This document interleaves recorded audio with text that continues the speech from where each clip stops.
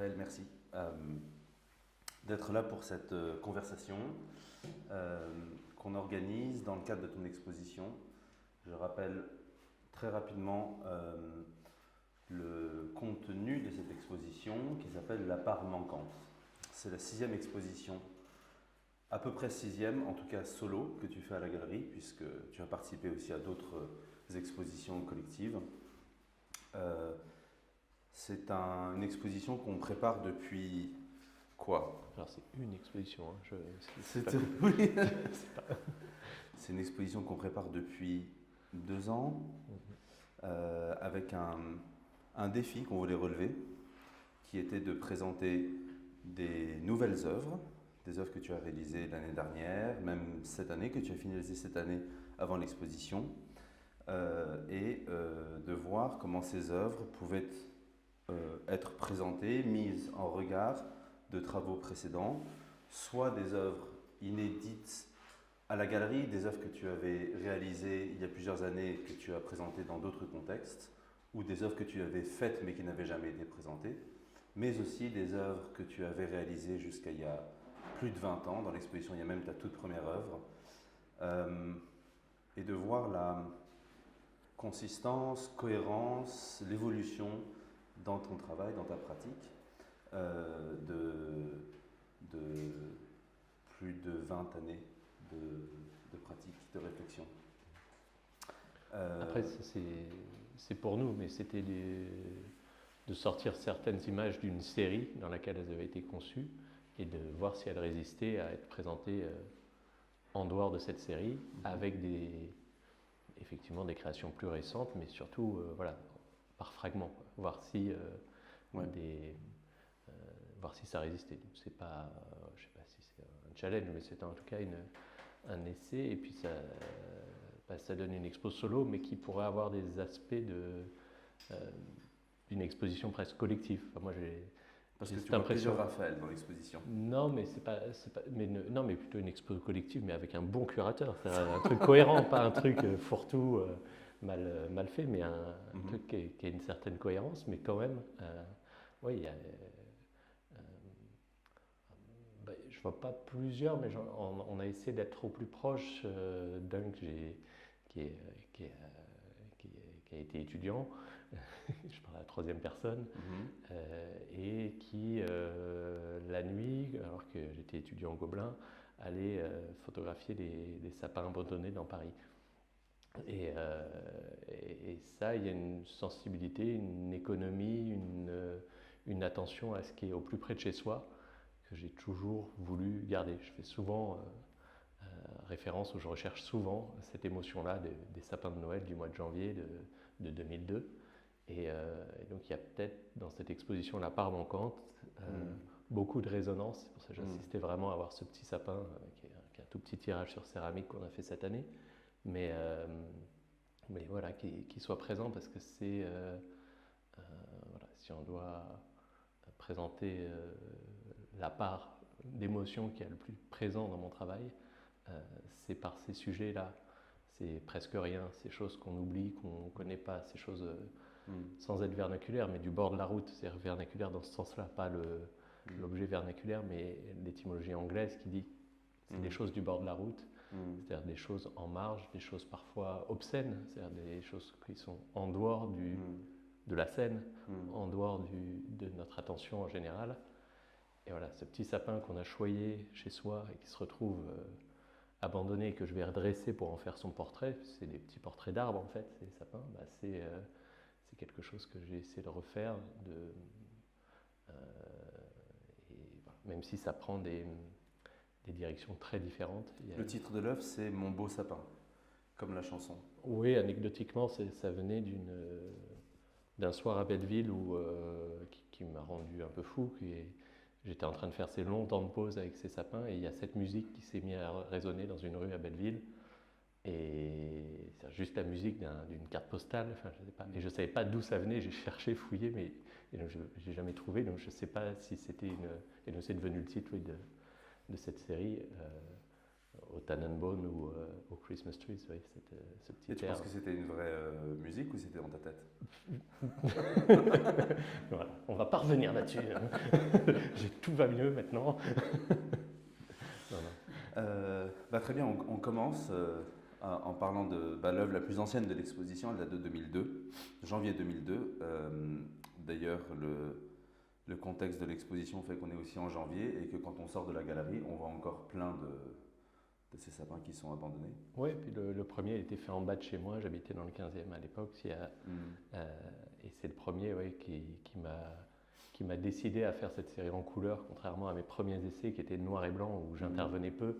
Voilà, là j'ai osé, à l'image des photographes humanistes qui mettaient aussi en scène les instants de vie qu'ils capturaient, comme Douaneau ou autre, là j'ai osé faire des mises en scène et c'est vrai que je pensais beaucoup à Brassailles et à ces graffitis ou à ces ambiances-là nocturnes de Paris qu'il a pu rendre pour ces mises en scène en fait qui offraient la possibilité vraiment de redonner de la dignité à ces sapins plutôt que de les laisser crever dans le bas-côté de la route. Ouais.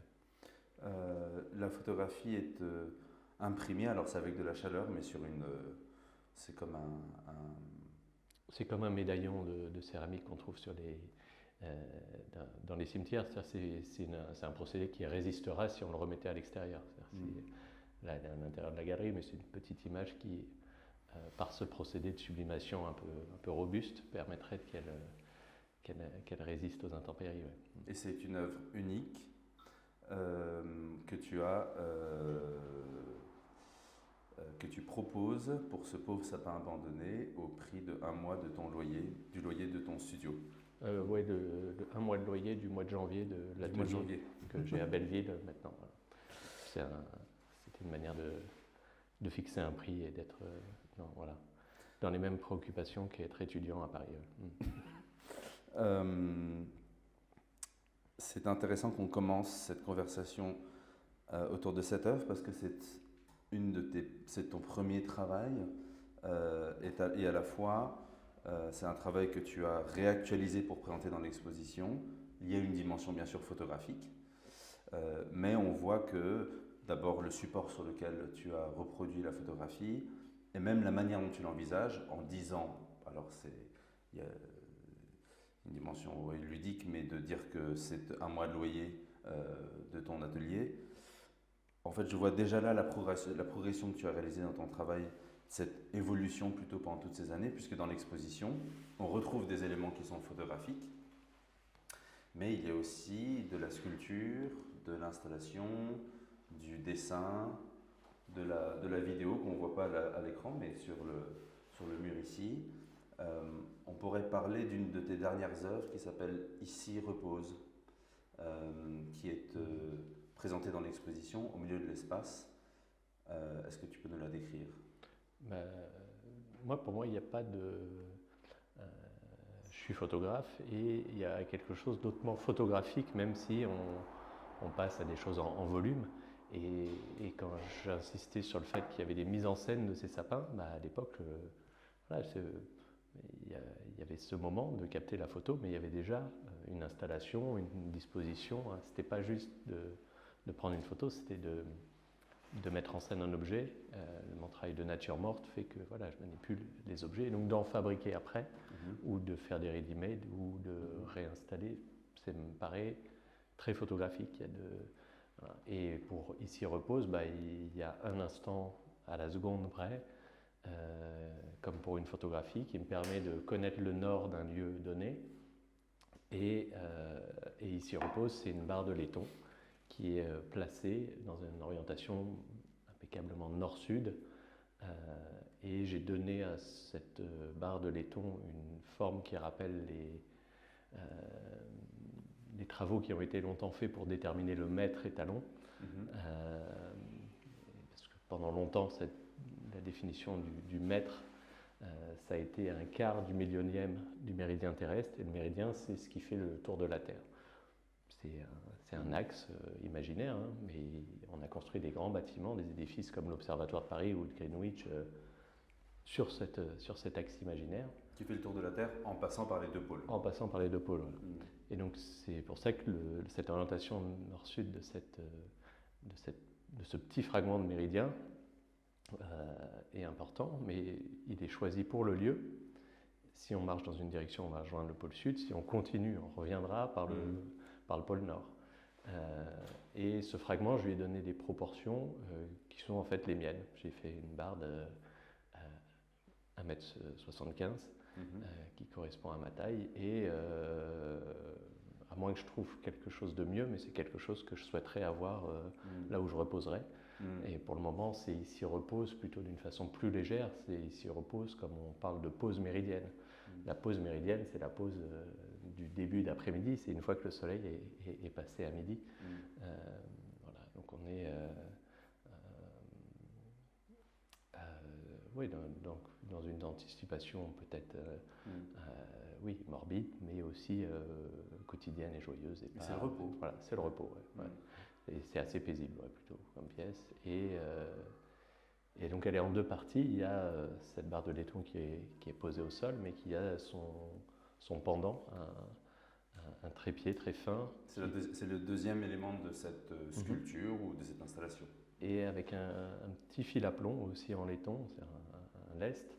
Et c'est l'ombre projetée de ce fil à plomb, donc le fil suspendu par ce plomb, enfin ce laiton, qui me permet de caler cette pièce à la bonne orientation. Et donc dans Ici repose, il y a une activation, et dans cette activation, il y a quelque chose, encore une fois, d'un peu photographique, c'est d'être au bon endroit au bon moment, de caler quelque chose. C'est pas de l'ordre de l'exposition, mais c'est d'être vraiment,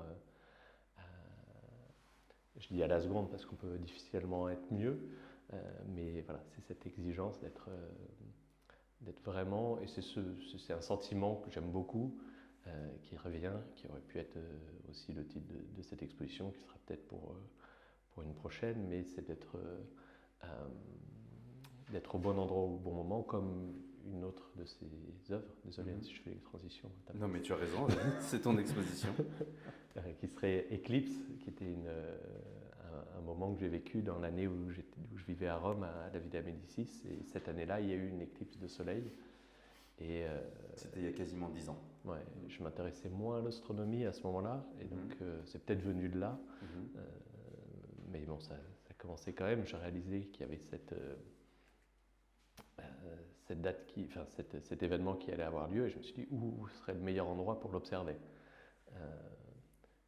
L'oculus du Panthéon est bien trop grand pour que la tache qui fera au sol laisse apparaître le croissant de soleil, en fait. Disons, le soleil se fait manger par la lune à ce moment-là, mais ce ne serait pas au Panthéon que j'aurais pu l'observer, ça resterait une tache floue, une tache ronde. Et il se trouve qu'à juste à côté de la Villa Médicis, il y a un couvent, la Trinité des Monts, dans lequel il y a un couloir. Il y a deux choses remarquables. Il y a une incroyable anamorphose et il y a un cadran solaire par réflexion.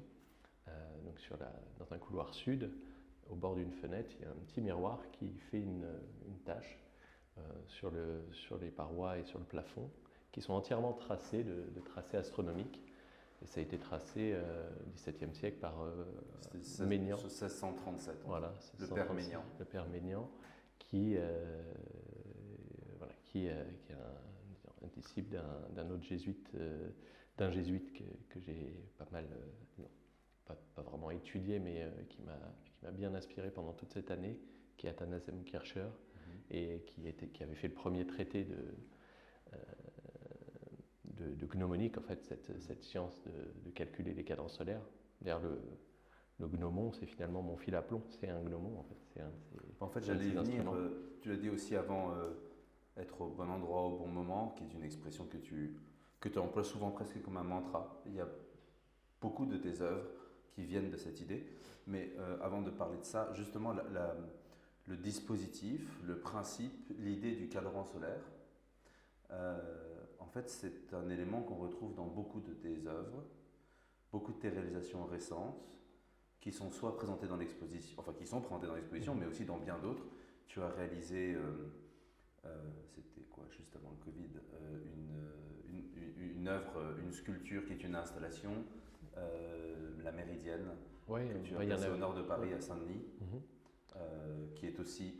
Je ne vais pas rentrer dans le détail parce que dans ce cas-là, on pourrait faire une conférence sur cette œuvre-là, mais non, mais qui c'est consiste... tout simplement une sculpture qui marque les saisons Ouais. et qui a aussi cette orientation nord-sud et un œilleton et un jeu avec la lumière, en fait. Ouais. C'était donc c'était un cadran solaire mais arpentable, c'est-à-dire qu'on pouvait monter en haut d'une chaise haute sur le dossier duquel était l'œilleton qui faisait office de gnomon. Gnomon, ça veut dire indicateur en fait en grec, qui faisait indicateur, mais en occulté. On faisait une sorte d'éclipse quand on s'asseyait. Mais s'asseoir là-haut, on pouvait le faire qu'une fois de son vivant en fait. C'est ce que tu demandais aux visiteurs. Voilà. Ouais. Donc on pouvait, voilà, c'était. Alors ça semblait une blague au début, puis en fait il y a eu le confinement, et quand ce jardin, qui est un des derniers lieux libres, des derniers lieux cultivés de la plaine de Saint-Denis, la dernière ferme urbaine en fait, quand elle a réouverte et qu'on a pu retourner dans ce jardin, en fait, c'était plus une blague. Les gens prenaient vraiment au sérieux cette consigne et devenaient très contemplatifs là-haut, ce que j'ai toujours souhaité. Je pense à une autre œuvre aussi que tu as réalisée. L'inauguration, c'était en 2019, je crois aussi. C'était Éblouir, oublier, que tu avais réalisé pour le nouveau bâtiment de l'École nationale supérieure de la photographie à Arles, qui est une œuvre qui t'a été commandée par l'école pour le nouveau bâtiment, que tu as réalisé avec Pierre Nouvel. Et on avait Denis Savoie qui nous a aidés dans les calculs, justement, parce que ça fonctionne comme un cadran solaire. Mais cette sensibilité du cadran solaire avec la lumière, c'est des choses qu'on avait aussi traduites. Il y a des pièces de cette série qui sont des sculptures de courant d'air. On avait traduit avec d'autres éléments. C'est se rendre sensible à des choses qui ne font que passer. Et dans l'exposition, il y a 3 sculptures de courant d'air. Voilà. Les sculptures de courant d'air, c'est un travail, on peut en parler, que tu as fait il y a 2 ans. On avait fait une exposition à la galerie. Si tu veux décrire en quoi consistent ces sculptures. Non, ce que je vais rappeler, c'est avant qu'elles soient inactives, ces petites sculptures, c'est des hélices en fait que j'ai fabriquées. Je les ai fabriquées pour qu'elles soient très équilibrées, qu'elles soient très légères et qu'elles soient sensibles en fait au moindre courant d'air, au moindre mouvement d'air. Et une fois qu'elles étaient fabriquées, j'en ai fait 12 et je les ai activées une seule fois dans des lieux que j'ai choisis pour des raisons souvent intimes, personnelles. Mais je ne laissais que le titre générique et plus universel sous ces petites hélices qui ont été inactivées, c'est-à-dire je les ai placées dans des boîtes d'entomologie. Et comme à l'arrière j'ai noté un numéro, un inventaire, un numéro comme on fait dans les musées, elles ne sont plus équilibrées. Donc, je ne les ai pas brisées, mais elles ne peuvent plus tourner comme avant. Puis là, elles ne sont plus épinglées par leur centre qui leur permet d'être sensibles au courant d'air. Elles sont à 4 épingles et elles sont dans l'orientation du vent ou du courant d'air qui a soufflé dans les endroits où je les ai activés. Et ces endroits, c'était une douzaine de lieux. C'est 12 lieux. Donc il y a rue, il y a frontière, jardin, forêt, café, cimetière et puis tant mieux si on en oublie, il faut le voir. Mais c'était hautement ridicule d'activer dans un café cette petite hélice. Je sais pas, c'était comme s'en mettre une en haut d'un chapeau et c'était très enfantin. Mais il y a quelque chose qui, par ce geste hautement ridicule, nous renvoie à ce que c'est que à notre propre sensibilité, quoi. À quoi on est sensible? Est-ce que c'est qu'aux images? Est-ce que ou c'est vraiment les moments? Et comment faire le portrait d'un lieu aussi? Comment faire le portrait aussi de personnages qu'on admire ou qui ont été oubliés? Est-ce qu'il n'y a qu'une seule façon de représenter ces espaces? Est-ce qu'il n'y a pas des... voilà. Et comment traduire des sentiments comme, encore une fois, être au bon endroit au bon moment, ou juste d'être bien. Mettez-vous ici si vous voulez. Si on fait le bilan de vacances réussies, c'est parfois quand il y a juste cette bonne brise qu'on est à l'abri de la chaleur et que voilà, qu'on est sensible à un courant d'air. Ça, c'est des moments précieux voilà. Et je dois dire que alors ça a d'ailleurs déjà fait l'objet d'une autre conversation, mais cette idée de sculpture de courant d'air, tu l'avais eu assez tôt, tu en as parlé pendant longtemps, tu es passé par beaucoup d'étapes. Au fond, est-ce qu'il faut trouver une forme à ce courant d'air? Est-ce qu'il faut offrir une forme à ce courant d'air? Et un jour, tu m'avais dit, en fait, j'ai la solution. Et tu pensais à Duchamp, qui avait dit que après une visite du salon d'aéronautique, que l'hélice est la forme indépassable d'une œuvre d'art. Et c'est là, en pensant à Duchamp, tu t'es dit, en fait, il ne faut pas montrer ce courant d'air. En fait, Duchamp est venu après, mais c'est oui, non, c'est on va dire, au réveil d'une sieste. Et c'est un tourbillon d'enfants en fait, que je voyais de la fenêtre voisine. Quand je me suis réveillé, ça a été évident que c'était pas cette forme-là, mais que c'était de cet ordre-là. C'est-à-dire quelque chose. Ça aurait pu être un mouvement de feuilles dans les arbres. Ça aurait pu être. C'était parce qu'à l'époque, j'étais parti sur des capteurs très numériques qui récoltaient des données à tout va, et voilà, j'en étais sur des traitements de données qui m'amusaient pas tant que ça en fait. Voilà. Tu disais que, et au fond, il y a plusieurs œuvres dans l'exposition qui pourraient faire écho à cette, c'est pas une idée, cette intention ou cette observation qui est que pourquoi est-ce qu'on a besoin de toujours enregistrer? Et puis peut-être que parfois, alors ça rejoint une autre dimension dans ton travail que je peux développer après, mais à force de, bon, si je résume, à force de vouloir toujours enregistrer, on finit par oublier de contempler sur le moment qu'on passe à faire cet enregistrement. Ouais, après, je sais me débrouiller aussi de dispositifs numériques et ça me plaît, tous les super jouets qu'on a aujourd'hui qui nous permettent parfois aussi de profiter du moment. C'est pas dans l'exposition, mais quand j'ai eu la chance de pouvoir rentrer dans la grotte Chauvet, merci mon petit robot de m'avoir permis de profiter de la grotte en fait. Enfin profiter, sans cette idée de profit, juste profiter du moment.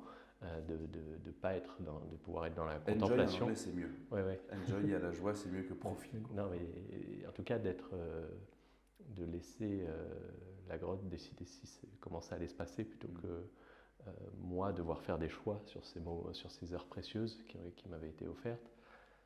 Voilà, le dispositif automatique. Donc des fois, la technique permet aussi quand on sait la mettre de côté. Voilà, c'est quand même fabuleux de pouvoir filmer, de pouvoir.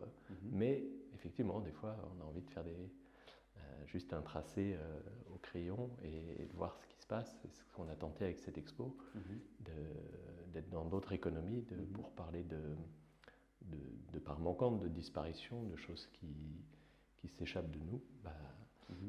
Parfois, il n'y a pas besoin de technologie. Et donc, une installation qui nous accueille quand on rentre dans cette expo qui s'appelle le Centre du Monde. Le Centre du Monde, mais pour le visiteur, quand il rentre, il y a marqué invitation sur une enveloppe. Il y a un petit aphorisme, une phrase qui nous invite à lever la tête et à regarder un ciel, mais ce ciel est plutôt nocturne. La phrase dit: quand on fixe du regard une étoile, les autres s'effacent. Ça, c'est l'invitation vraiment que j'invite à faire comme ça, oralement, mais même à partager en fait, des choses. C'est une expérience à faire, mais on ne peut pas la faire facilement ici. Et donc il y a cette traduction visuelle juste en face de cette enveloppe, qui est un petit clou au mur, qui m'a permis de tracer un cercle avec un fil à la bonne dimension, un simple trait au crayon HB en une seule fois. Et ce trait en fait peut disparaître, même s'il a été tracé au mur. Il suffit de fixer son attention sur ce clou, sur ce centre, pour qu'en quelques secondes, partiellement ou totalement, le cercle s'efface. Et puis dès qu'on relâche l'attention, il revient. Oui, mais il n'y a pas de frustration à ça. On est même content que ça ait lieu. Il n'y a pas de, c'est pas, de toute façon, on sent bien qu'on ne peut pas le retenir dans cet état-là. Mais quand même, il se passe quelque chose d'un peu troublant qui est qu'on est on met ce mur dans un état d'antériorité. On le met avant qu'il y ait eu ce tracé. On efface une chose qui a eu lieu. Et puis on peut renouveler l'expérience. Et puis, mais c'est pas qu'une expérience. C'est une allégorie de ce fait que il y a toujours quelque chose qui nous échappe, qu'il y a une part manquante dans tout, que et donc ça peut s'expliquer, c'est un peu lourd, mais ça s'explique assez facilement cognitivement. On a du fait qu'on est des vertébrés en fait, on a notre œil qui est lié à notre cerveau. Et donc à cet endroit-là, pour parler techniquement, il y a un branchement qui fait que on ne peut pas mettre des petits cornets ou des bâtonnets qui nous permettent de voir. Et donc dans l'œil, il y a une part manquante, il y a un point aveugle. Point aveugle. Et ce point aveugle fait que on peut tromper nos sens, on peut s'en amuser, on peut faire des choses qui sont de l'escamotage. Enfin, c'est un petit tour de magie, de faire disparaître un tracé qu'on a fait. Mais ce qui me plaît, c'est pas de parler de ça, c'est de voir que dans tout ce qu'on observe, dans tout ce qu'on vit, dans tout ce qu'il y a quelque chose qui peut s'échapper. Alors soit on en fait un drame, soit on le collectionne, on s'en amuse, on le détourne, on vit avec et on se rend compte que tous nos désirs d'être dans le contrôle toujours, de tout contrôler dans nos vies, d'être, en fait c'est vain. Donc on vit quand même mieux avec cette idée plus légère de s'en amuser. Et surtout avec une économie. Et puis une des envies dans cette création, c'était de faire quelque chose absolument sans intelligence artificielle. Et on n'a pas réussi. C'est un échec. On a fait un certificat pour cette œuvre pour qu'elle soit activable. Et au moment de voir comment il allait être éditable en anglais, on est passé par un petit traducteur qui est très fortement entraîné et qui correspond à ce que je voulais éviter. Mais voilà, on y échappe. Des ajustements derrière. Oui, mais ça n'empêche pas que derrière on fait travailler ceux qu'on aime bien. Mais quand même, voilà, c'est très dur de passer outre aujourd'hui, même dans ces économies-là. Et l'œuvre s'accompagne donc l'œuvre consiste en une enveloppe avec une feuille pliée à l'intérieur. Les quelques petits outils dont on a besoin pour tracer ce cercle. Oui, je fournis un petit cordon en laiton qui est à la bonne taille pour tracer tranquillement ce tracé. Et le clou. Et le clou, oui. Et ça s'accompagne d'un certificat. Et le certificat est personnalisé et nominatif, qui dit que par exemple, le premier centre du monde est dans la collection de Raphaël Dalla Porta. Le deuxième centre du monde est dans la collection de un tel, une telle, et ainsi de suite. Et il y a une indication sur comment procéder pour faire apparaître ce tracé, mais aussi comment le faire disparaître. Dans l'exposition, il y a des éléments qui rappellent l'idée du cadran solaire. Une autre expression que tu emploies souvent, tu parles des mouvements du monde, et tu dis aussi comment nous, en tant qu'humains, on peut s'arranger des mouvements du monde. Il y a quelque chose qui est à la fois exactement à ton échelle, cette barre de laiton dans cette œuvre, ici repose, qui est au sol, et à la fois cette barre de laiton qui est un fragment de ce cercle, de cette ligne imaginaire qui passe par les deux pôles et qui fait le tour de la Terre et qui passerait par, en l'occurrence, la galerie où elle est présentée. Moi, je trouve qu'il y a quelque chose de vertigineux dans cette œuvre qui est dans une forme très minimale, te fait prendre conscience de sa part manquante qui est tout le reste du monde. Il y a une autre œuvre dans l'exposition qui est aussi vertigineuse et qui est à la fois petite, qui s'appelle Big Picture. C'est une œuvre que tu as réalisée sur un papier, format 50 par 60 cm. Un format raisin. Un format raisin. Mais on n'occupe qu'une petite place avec un dégradé qu'on avait déjà présenté ici en très grand format. Mais là, voilà, il apparaît plus réduit et il a pour titre la couleur moyenne de l'univers, parce qu'en fait c'est ce qui a inspiré ce dégradé. C'est une publication scientifique qui était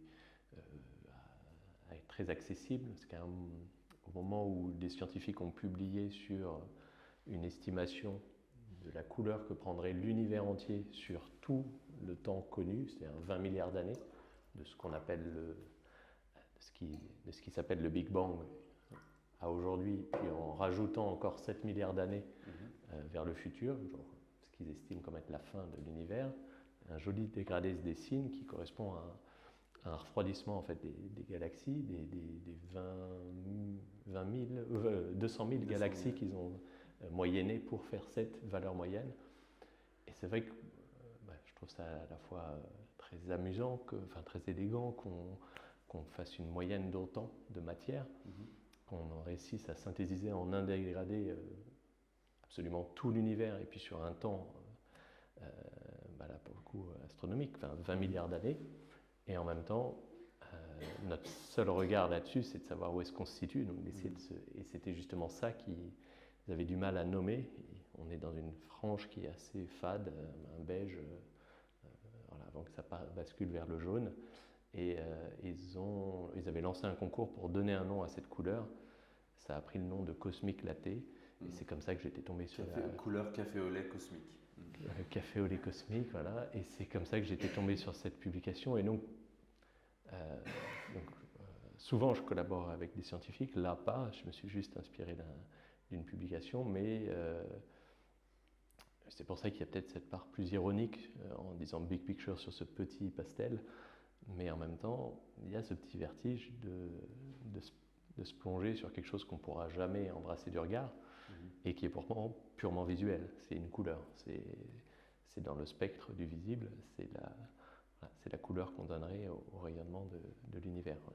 Et tu dis big picture parce que c'est un trait d'humour, mais et à la fois c'est un peu un rêve pour peut-être beaucoup d'artistes, c'est que c'est à la fois une toute petite image, ce petit dégradé, et à la fois c'est peut-être la plus grande image qui puisse être réalisée, puisque c'est tout l'univers sur toute son existence depuis alors certains vont dire sa création, d'autres vont dire son apparition, je ne sais pas comment est-ce qu'il faut non, mais voilà, terme, jusqu'à son terme.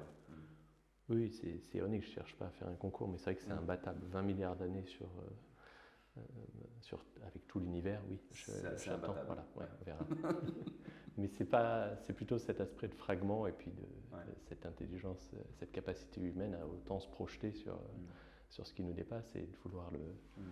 voilà, il n'y a pas d'ambiguïté, le titre c'est The Average Color of the Universe, et c'est comme ça que c'est publié, il faut oser faire des choses pareilles.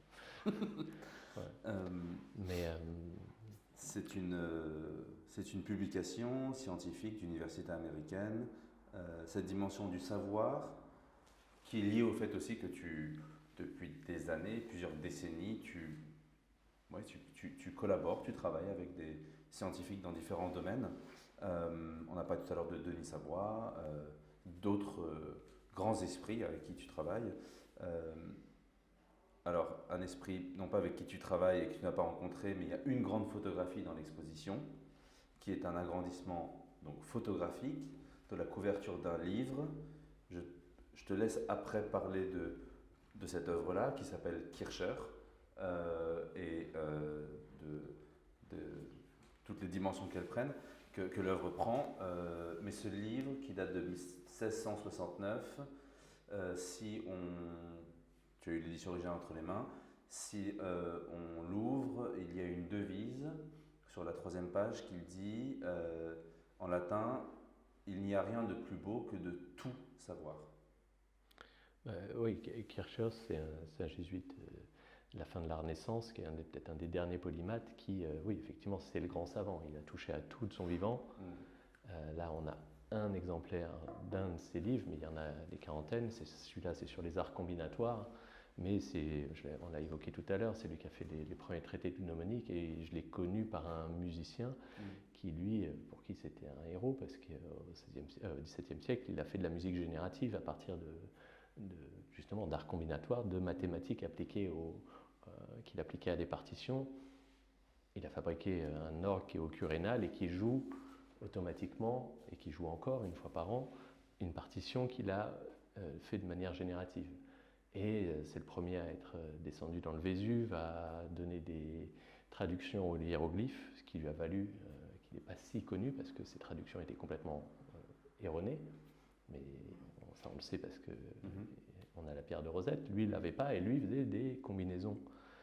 Donc cet art combinatoire, il comparait toutes les langues qui existaient autour de l'Égypte, donc le copte, l'amharique, toutes les langues d'Éthiopie et ailleurs, pour en faire une synthèse, pour faire une estimation de ce que pouvaient représenter ces hiéroglyphes. Donc, dans le résultat, et moi, ce n'est pas les résultats qui m'intéressent, il a faux, mais dans la démarche, aujourd'hui, le traducteur qu'on a utilisé, il fait exactement ça. Il fait de l'art combinaison par réseau de neurones. On est dans les arts combinatoires de Kircher. Voilà. Et ce personnage, je ne l'ai pas rencontré, mais quand j'ai commencé à m'y intéresser avec Raphaël Grimaldi qui était à Rome, notre résident, donc ce compositeur qui lui, pour qui c'était le père de la musique générative, on s'est rendu dans une bibliothèque où on est allé consulter ses ouvrages qui sont hautement illustrés, qui ouvrent l'imaginaire, qui sont vraiment fabuleux, que ce soit sur la tour de Babel ou les mondes souterrains. Voilà, il nous fait découvrir des mondes encore. Et la bibliothécaire, quand on a quitté les lieux, nous a dit « Vous vous intéressez à Kircher ?» Et moi, je l'ai rencontré. En fait, s'il était là, dans cette bibliothèque, et j'ai eu très peur parce que j'étais en train de fermer, il n'y avait personne comme aujourd'hui. C'est évidemment pas un lieu touristique, c'est un lieu c'est dans le ministère de la Culture qui a à Rome, qui a une bibliothèque qui est proche du collège romain où lui avait son cabinet de curiosité. Donc c'est pour ça qu'il reste la plupart de ses ouvrages là-bas. Mais bref, elle était rassurée quand elle a vu que c'était Kircher, parce qu'elle a eu très peur, mais quand elle a reconnu Kircher, elle était très rassurée. Donc voilà. Donc je ne l'ai pas rencontré moi, mais immédiatement, voilà, il m'a paru comme quelqu'un d'inspirant. Et oui, souvent, souvent des choses qui me plaisent, j'imagine comment il aurait réagi à la couleur moyenne de l'univers, comment il aurait réagi au fait qu'on aille photographier la face cachée de la Lune, ou toutes ces choses-là, parce qu'à la fois il faisait des choses très sérieuses, puis à la fois il le faisait avec énormément de fantaisie. Voilà, à la fois il fait des cadrans solaires les plus complexes, les plus remarquables par réflexion, bref. Et puis en même temps, il en publie un très illustré avec un tournesol qui ne peut absolument pas marcher, mais il le fait, quoi.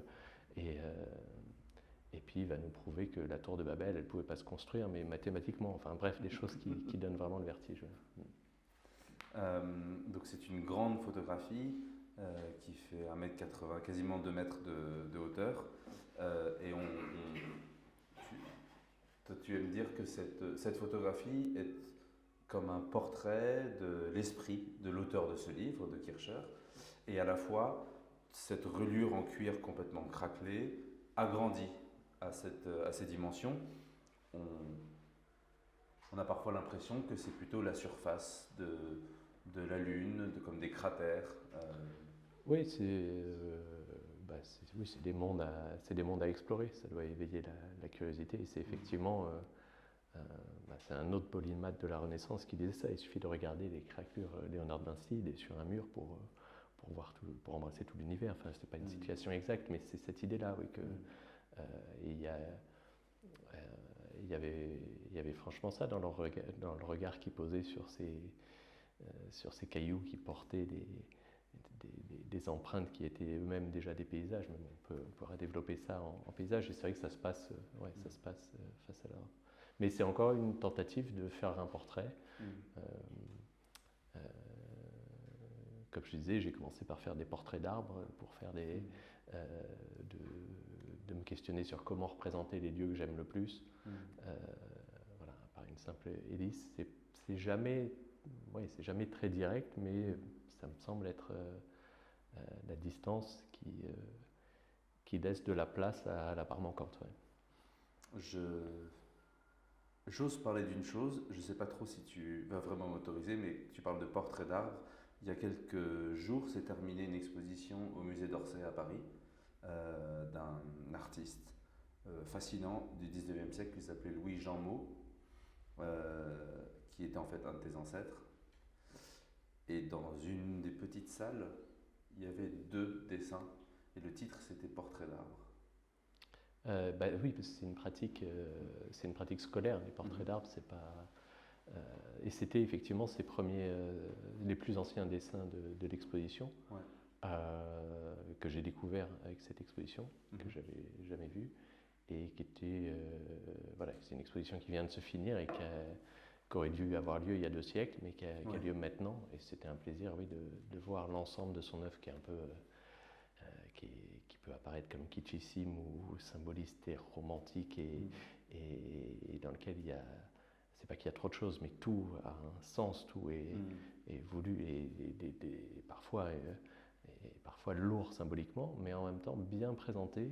Ça laissait jamais indifférent en fait, sur la cohérence, sur l'abnégation, sur à quel point ce personnage, avant qu'il y ait des théories sur la psychologie ou autre, était déjà habité par ses cauchemars et ses rêves et ses tourments et arriver à mettre tout ça quand même dans une œuvre qu'il a alors, à la fois abouti, et par cette exposition encore, j'ai appris que non, il n'y avait que 2 ensembles sur les 4 qu'il avait imaginés et qu'il en a réalisé 2 dans son vivant. Mais voilà, mais c'est une œuvre qui est présentée à Lyon pour sa partie peinte, et il y a un deuxième ensemble de dessins, et les 2 sont très rarement réunis. Donc oui, c'était marrant de le voir. Oui. Enfin, je dis ça, c'est une anecdote, mais quand on rentrait dans l'exposition à Orsay, la première œuvre qui nous accueillait, c'était un autoportrait à l'huile de Jean Mo jeune. Et tu veux dire qu'il y a un air de famille, c'est ça? Ouais. Non, mais c'est... Enfin, c'était 3. Sauf que quand je suis rentré dans l'exposition, et j'étais avec des personnes qui te connaissaient, et c'était saisissant, quoi. Ouais, j'espère juste être moins taciturne que lui. Et voilà. En tout cas, j'ai l'impression que tu acceptes un peu plus. Et j'espère que une part manquante. Et l'époque qu'on va vivre sera moins dure que la sienne, qui était quand même une époque très tourmentée. Donc oui, j'espère que voilà. On peut parler d'une autre œuvre. On parlait de cratères de lune sur la surface de la lune. Il y a là une œuvre que tu as réalisée en fait au même moment quand tu étais à la Villa Médicis. Mais qu'on n'avait jamais montré, jamais présenté. Et le titre de cette œuvre, c'est La face cachée de la Lune. Ouais, et c'est le portrait caché de Korolev, parce que c'est pas la face cachée entière de la Lune qu'on voit, c'est un détail.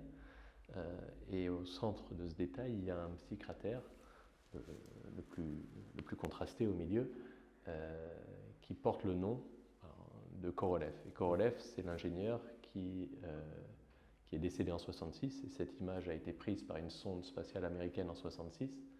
Elle était assez détaillée pour permettre de nommer tous ces cratères, et en hommage, Korolev a reçu le nom d'un cratère sur la face non visible de la Lune. Donc la Lune, elle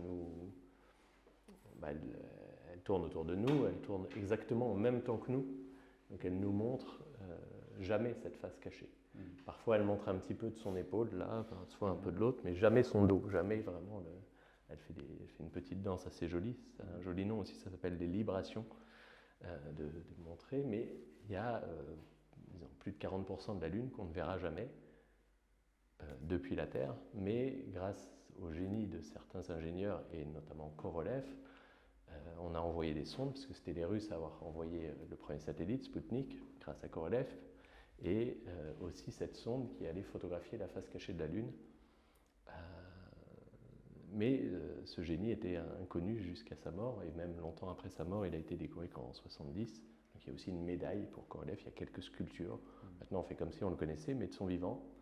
En fait, le régime avait voulu cacher son identité pendant oui, ces années. C'était pas la NASA, mais ça n'empêchait pas qu'ils avaient le génie de faire des choses, et surtout d'aller regarder vraiment les confins la première zone éloignée qu'on ne verra jamais, la face cachée de la Lune. Enfin, c'était pas la NASA, mais la NASA, ils ont fait leur programme sur un génie nazi. Oui, c'est sur ces profils-là que je travaille encore et que j'ai travaillé. Mais voilà, comment les présenter, comment rendre compte de leur exploit, mais en même temps du fait que on a occulté longtemps leur existence. Et voilà. Et donc cette image, elle est reproduite, tirée. C'est un ambrotype, donc l'ambrotype, là, il est sur verre, et c'est le procédé qui était utilisé au début des vues d'astronomie, donc la face visible de la Lune, les premiers détails qu'on en a photographiques, les premières cartographies photographiques qu'on a de la Lune au 19e siècle, c'est grâce à l'ambrotype qui avait la définition et la sensibilité optimum pour faire ce genre de vue. Ouais. Donc l'image est reproduite à même le verre, c'est un collodion humide sur verre et fonctionne en négatif puisqu'il faut mettre un fond noir pour qu'on puisse lire l'image.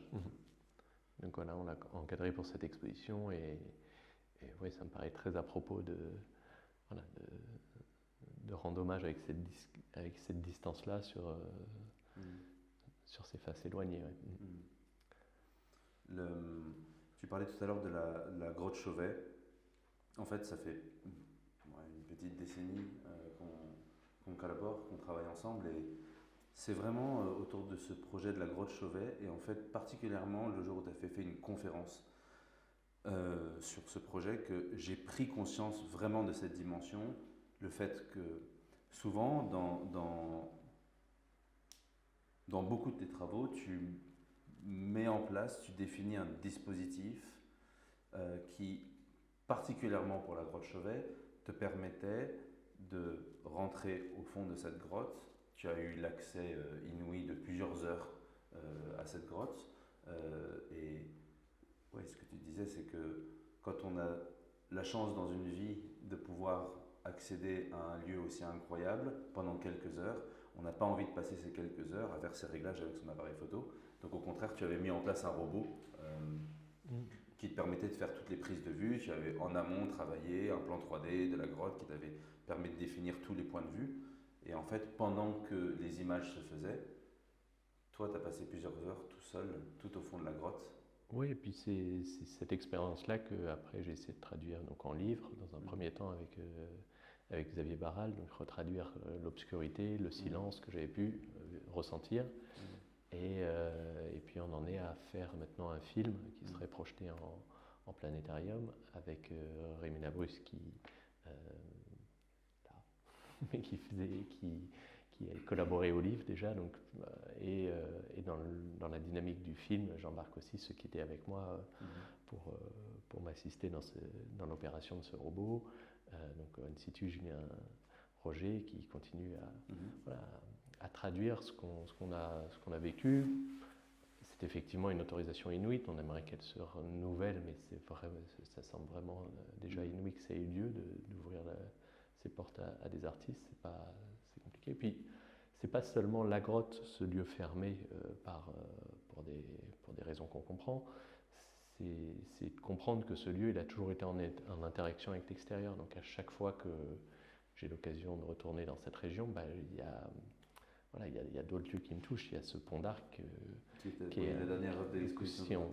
Quand on parle de se sentir au bon endroit au bon moment, c'est souvent sur les plages de l'Ardèche que ça peut se produire. J'avais... C'est une œuvre qui s'appelle Trouble. Oui, l'œuvre qui s'appelle Trouble, en fait, c'est un hommage pour un ami, Jean-Paul Curnier, que j'avais emmené en fait, dans des grottes voisines et qui m'avait dit qu'il pouvait le faire, mais qu'il souffrait déjà d'une maladie qui l'a emporté après par la suite.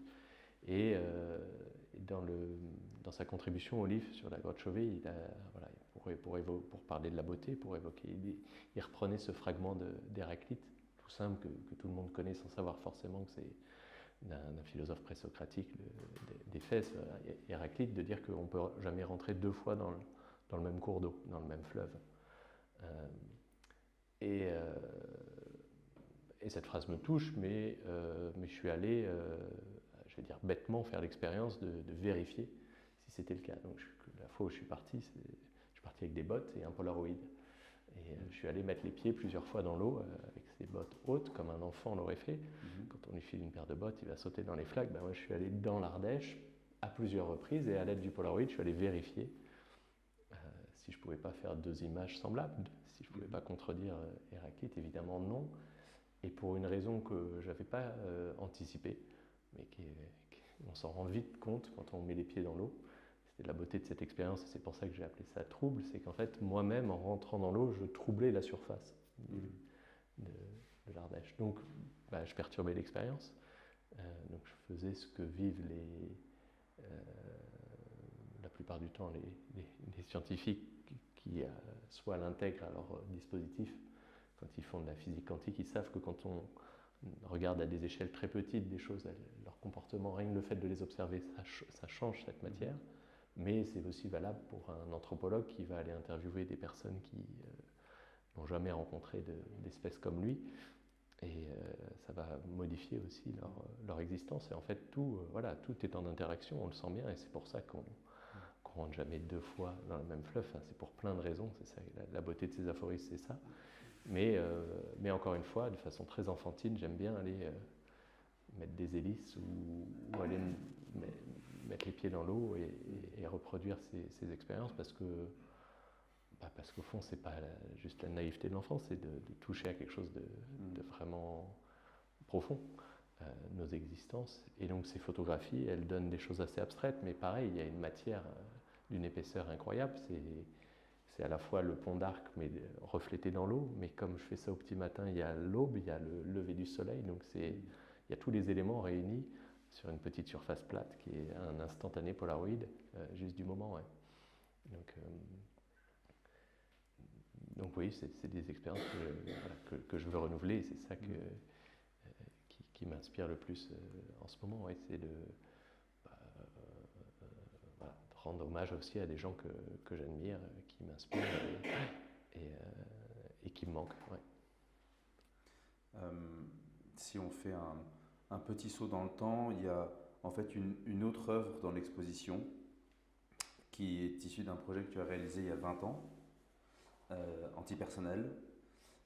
Il y a donc une des 35 œuvres qui composent ce projet. C'est une photographie accompagnée d'un cartel. Une notice. Une notice qui donne des informations techniques et puis aussi sur l'histoire de cet objet. Et l'objet en question, c'est une mine antipersonnelle.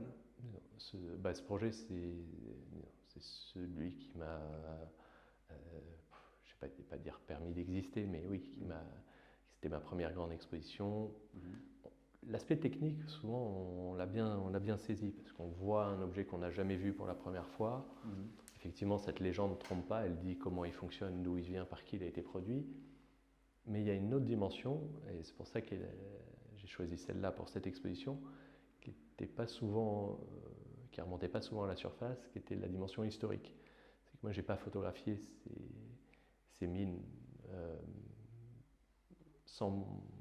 je l'ai fait avec une dimension très documentaire, une conviction documentaire forte, mais une espérance dans l'histoire. C'est-à-dire que de ces objets, il n'en reste que ces photographies, pas par orgueil, parce que de plus en plus de pays signent le traité pour détruire leur stock, et la France en fait partie, et il en reste d'autres, et la Russie fait partie des pays qui n'ont jamais signé le traité d'Ottawa.